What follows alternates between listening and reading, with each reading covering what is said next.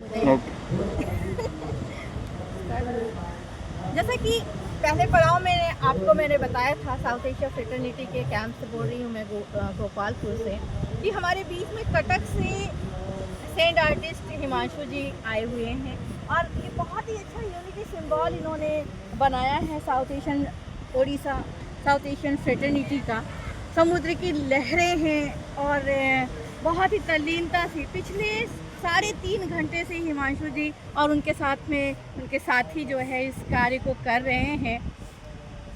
एक बहुत रोचक बात मैं इस माध्यम से आपको बताना चाहूँगी कि लगभग 10,000 साल पहले कैसे सैंड आर्ट अस्तित्व में आया। मैं आपको ये बताना चाहूँगी कि जब 10,000 साल पहले सबसे पहले सैंड आर्ट भगवान श्री राम जी ने बनाया था। रामचंद्र जी ने समुद्र के किनारे रेत से शिवलिंग का निर्माण किया था और उसका पूजन किया था। आप लोगों को याद होगा जब सीता जी का हरण हुआ और उन्हें लंका जाना था तो समुद्र के किनारे, क्यों हिमांशु जी, समुद्र के किनारे उन्होंने शिवलिंग बनाकर पूजन किया था, अनुष्ठान किया था और उस अनुष्ठान से शुरुआत हुई सैंड आर्ट की। तब तक सैंड को आर्ट के रूप में कभी देखा ही नहीं जाता था और आर्टिस्ट को एक नया रास्ता मिला अपने आर्ट को निखारने का।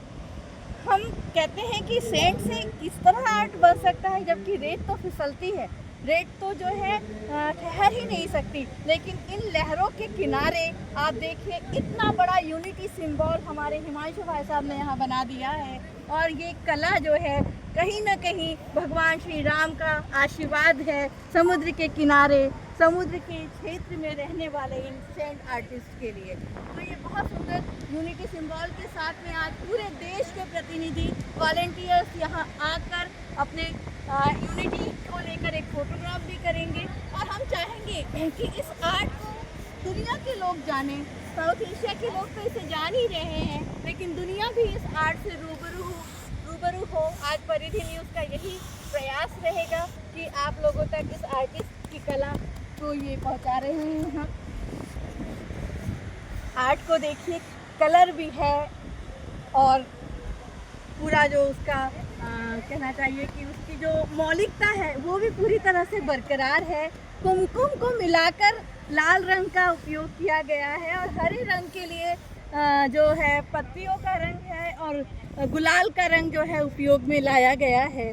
तो पूरी नेचुरलिटी को बरकरार रखते हुए ये आर्ट बनाया जा रहा है। आप एक देख रहे हैं ये मसाल जो है फ्रेटर्निटी की मसाल है, दोस्ती की मिसाल है, ये मसाल है जागरूकता की मसाल है और ये मसाल है यूनिटी की मसाल।